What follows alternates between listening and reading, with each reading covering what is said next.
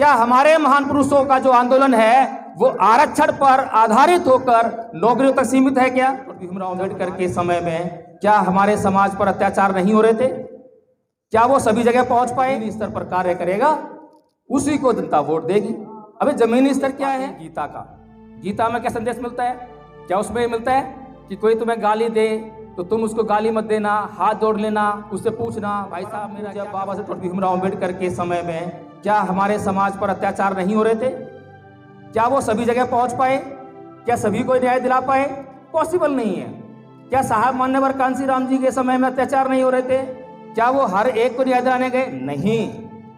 एक महान पुरुष का उद्देश्य हर किसी को जाके उसके घर में आटा दाल भरने का नहीं होता है, बल्कि एक ऐसी व्यवस्था का निर्माण करना होता है जिससे कि उसके घर की आटे दाल की व्यवस्था हो सके।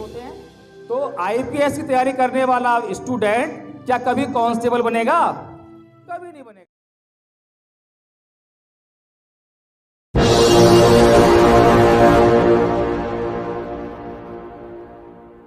हमारे युवा पढ़ने लिखने का कार्य नहीं करते हैं। जब हम उनसे कहते हैं कि भाई बाबा साहेब का साहित्य पढ़ो, तो पढ़ाई लिखाई से दूर भागता है। भाई हमने 2 अप्रैल का आंदोलन किया, बहुत बड़ा आंदोलन था, सफल आंदोलन था, जिसके जरिए जिस मकसद से वो आंदोलन किया था वो हमारा आंदोलन सफल हुआ। हमने उस कानून को वापस लिलवाया इस सरकार के द्वारा।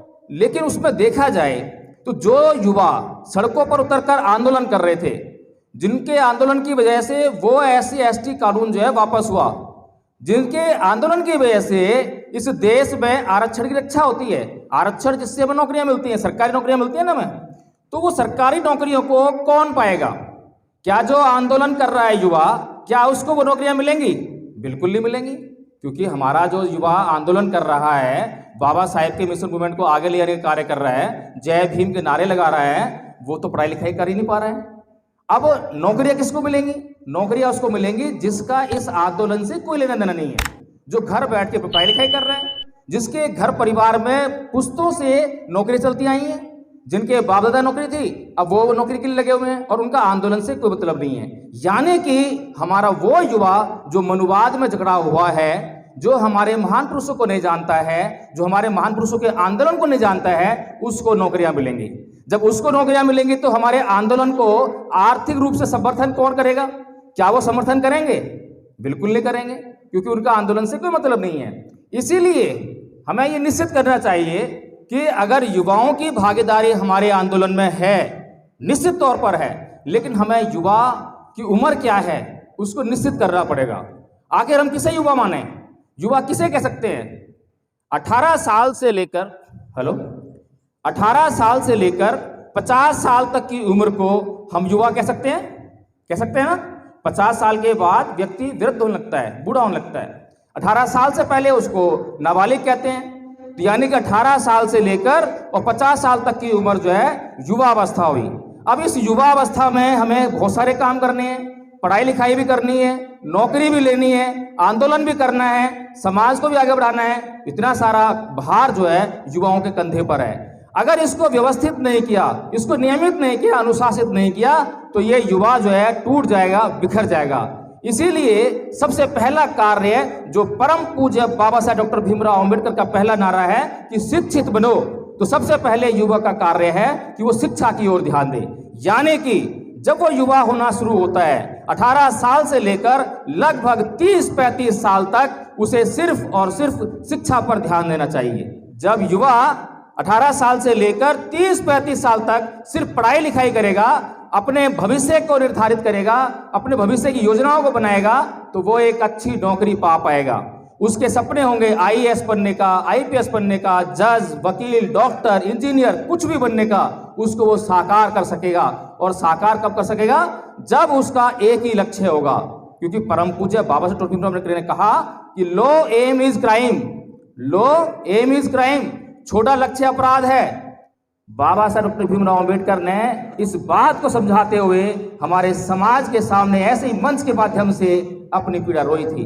और बाबा साहेब ने कहा था कि जब मैं दूसरे समाज की महिलाओं को गर्भवती होते हुए देखता हूं तो वो सपने लेती है कि मेरा बच्चा कहां पर जाकर बैठेगा, कौन सी कुर्सी खाली है, कौन से जज की कुर्सी खाली है, कौन से आईएएस, आईपीएस, इंजीनियर, डॉक्टर, वकील की कुर्सी खाली है जहां पर जाकर मेरा बच्चा काम करेगा।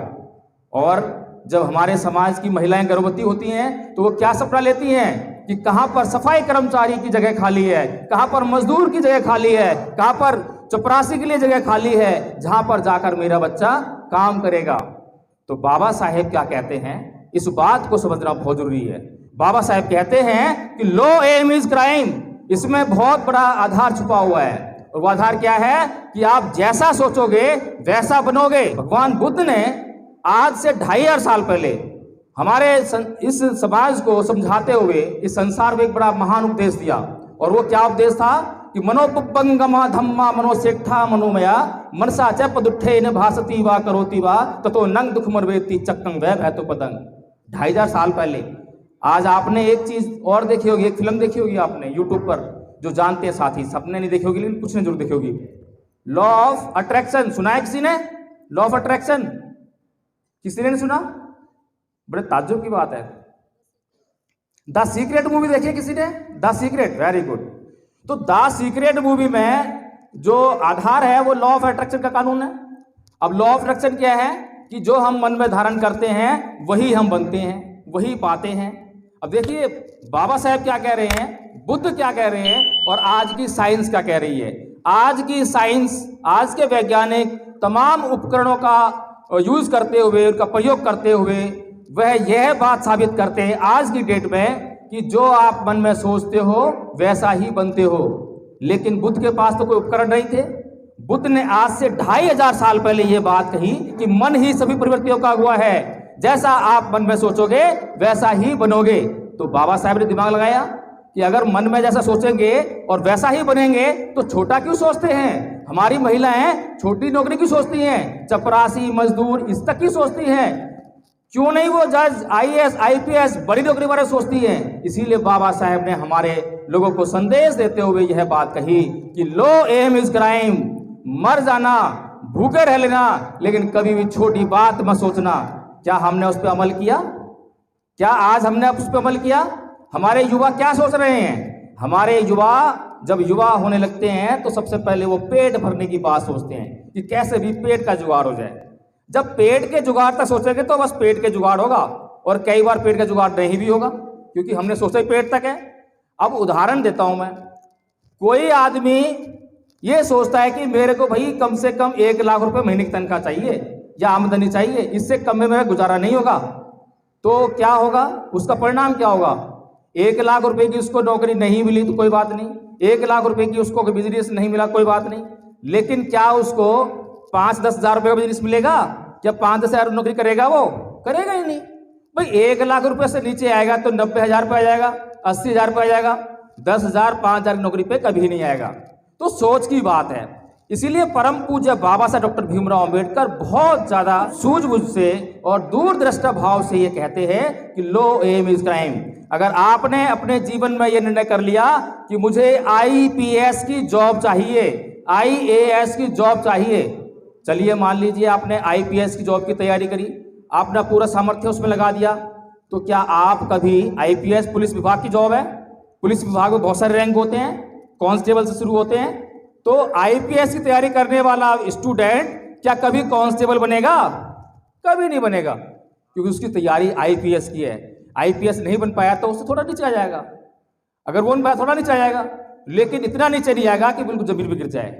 इसीलिए बाबा साहब डॉक्टर भीमराव अंबेडकर इतनी बड़ी बात कहते हैं। तो हमें ये बात समझनी चाहिए और हमारे युवाओं को खास तौर से ये बात समझनी चाहिए, क्योंकि इस समाज के आंदोलनों का आधार हमारा युवा है, उसके कंधों पर हमारे आंदोलनों का भार है। अगर हमारे युवाओं को सही तरह से गाइड नहीं किया गया तो गुमराह हो जाएंगे, और गुमराह तो हो ही रहे हैं। आज एक व्यक्ति खड़ा हुआ है, उत्तर प्रदेश में चुनाव भी लड़ रहा है इस बार, और वह यह कहता है कि जो जमीनी स्तर पर कार्य करेगा उसी को जनता वोट देगी। अबे जमीनी स्तर क्या है? जमीनी स्तर समझ में नहीं आया कि जमीनी स्तर क्या है। उसका जमीनी स्तर यह है कि जाकर धरना प्रदर्शन करो, रोड जाम करो, आंदोलन करो, क्रांति करो, खून खराबा करो, किसी भी व्यक्ति के साथ कोई घटना घट जाए उसके साथ बैठ जाओ। अब ये सोचिए, अगर ये बात सही होती तो परम पूज्य बाबा साहब डॉक्टर भीमराव अम्बेडकर के समय में क्या हमारे समाज पर अत्याचार नहीं हो रहे थे? क्या वो सभी जगह पहुंच पाए? क्या सभी को न्याय दिला पाए? पॉसिबल नहीं है। क्या साहब मान्यवर कांसीराम जी के समय में अत्याचार नहीं हो रहे थे? क्या वो हर एक को न्याय दिलाने गए? नहीं। एक महान पुरुष का उद्देश्य हर किसी को जाके उसके घर में आटा दाल भरने का नहीं होता है, बल्कि एक ऐसी व्यवस्था का निर्माण करना होता है जिससे कि उसके घर की आटे दाल की व्यवस्था हो सके। तो हमें ये समझना चाहिए कि जमीनी स्तर आखिर है क्या। जमीनी स्तर है कि हमारा युवा पहले पढ़ाई लिखाई करे। जब पढ़ाई लिखाई करेगा तो उसका बौद्धिक स्तर ऊंचा हो जाएगा, और जब उसका बौद्धिक स्तर ऊंचा हो जाएगा तो वो हमारे आंदोलन को अच्छी तरह समझ सकेगा। क्या जो युवा हमारा पढ़ता ही नहीं है, वो 30 साल का हो गया, 35 साल का हो गया, 40 साल का हो गया, अब उससे पूछो आंदोलन क्या है, बता पाएगा क्या? उसे पता नहीं है आंदोलन क्या है, उसे पता नहीं है मिशन मूवमेंट क्या है, उसे पता नहीं है कि जय भीम क्या है। तो वो कर क्या रहा है, कौन सा आंदोलन चला रहा है? तो उसके कंधे अपने आप टूट जाएंगे, हमारे समाज का आंदोलन बिखर जाएगा। इसीलिए मैंने ये बात कही कि 30-35 साल की उम्र तक, अधिकतम यही होती है उम्र, यहीं तक नौकरी मिल जाती है, चाहे वो बड़ी मिले चाहे चौथी मिले, लेकिन वो अच्छी तरह से सेटल हो जाएगा। अगर उसका ध्यान पूरा का पूरा अपनी इस व्यवस्था पर रहेगा तो वह फेल नहीं होगा। और जब हमारा युवा सफल हो जाएगा तो हमारा आंदोलन भी सफल होगा, उसको सफल हुए बगैर कोई रोक नहीं सकता। आज हम आरक्षण की लड़ाई लड़ रहे हैं। आरक्षण की लड़ाई क्या है? अभी हमारे जो आरक्षण के जरिए जो हमें सीटें मिलती हैं वो फुलफिल हो गई? नहीं हुई। अभी हमारे को मान लो 100 में से 15 सीटें मिली। अभी सरकार तो अपनी कमपन दिखाती है, उसमें उनको पूरा नहीं करती है, उसमें से भी 1-2 सीट कहीं ना कहीं घपला कर देती है। चलो ठीक है, हमें तो भरनी है 100 में से 100, और हम 100 में से 15 भी नहीं भर पा रहे हैं। 100 में से 15 भरने जाते तो सरकार कहती है कि एलिजिबिलिटी क्राइटेरिया पूरा नहीं होता, योग्यता नहीं है। ऐसे होता है ना, योग्यता नहीं है, इंटरव्यू में फेल होगा, कहीं भी हो गया, कुछ भी भरा लगाएगी, आपकी 2-4 सीटें खा जाती है। ओबीसी की तो आधी सीटें ही भर पाती है, आधी सीटें ऐसे जा रही हैं, बैकलॉग बहुत बड़ा इकट्ठा हो गया है। लेकिन हमारे महान पुरुषों ने हमें क्या संदेश दिया? क्या हमारे महान पुरुषों का जो आंदोलन है वो आरक्षण पर आधारित होकर नौकरियों तक सीमित है क्या? जब हमारे महान पुरुष कहते हैं कि लो एम इज क्राइम, और जब हमारे युवा लो एम इज क्राइम को समझ जाएंगे, भगवान बुद्ध की उस बात को समझ जाएंगे कि मन में जो धारण किया वही मिलेगा, तो हम छोटा धारण क्यों करें, छोटी नौकरी की बात क्यों सोचें? अगर हमारे 100 के 100 युवा 100 की 100 नौकरियों पर नजर गड़ाएंगे तो फिर मनुवाद कहाँ जाएगा? मनुवाद तो बाहर हो जाएगा। हमारे लोग अगर उन जर्नल सीट्स पर कंपटीशन देंगे, उनको कॉम्पीट कर कर वो नौकरियों को पालेंगे, तो फिर देश में सत्ता किसकी होगी, शासन किसका होगा, प्रशासन किसका होगा? हमारा ही होगा ना। अभी हम कहाँ जाते हैं? अभी हम कोर्ट जाते हैं। कोर्ट में जज कौन है? कौन है जज? जज हमारा आदमी बड़ा मुश्किल से मिलता है। कहीं आरक्षण पर आधारित कोई सीट हो तो वहां हमारा जज अधिकारी मिल जाएगा, लेकिन कितने जज हैं? क्या वो इस न्यायिक व्यवस्था में अहम भूमिका अदा कर पाते हैं? क्या जब हमारे देश में हमारे ही समाज पर अत्याचार हो रहा हो तो क्या वो आवाज उठा पाते हैं? नहीं उठा पाते हैं। क्यों नहीं उठा पाते? क्योंकि वो खुद डरे डरे रहते हैं, कहीं जो नौकरी मिली है कहीं वो भी न छिन जाए, कहीं उनके ऊपर किस तरह का आरोप लगा दिया जाए। आज हम इस व्यवस्था को झेल रहे हैं। इस व्यवस्था को इसलिए झेल रहे हैं कि जब तक जो जर्नल क्लास की जो सीटें हैं उनको जब तक हम हासिल नहीं करेंगे, जब तक हम इस देश में कुछ भी कामयाबी हासिल नहीं कर पाएंगे।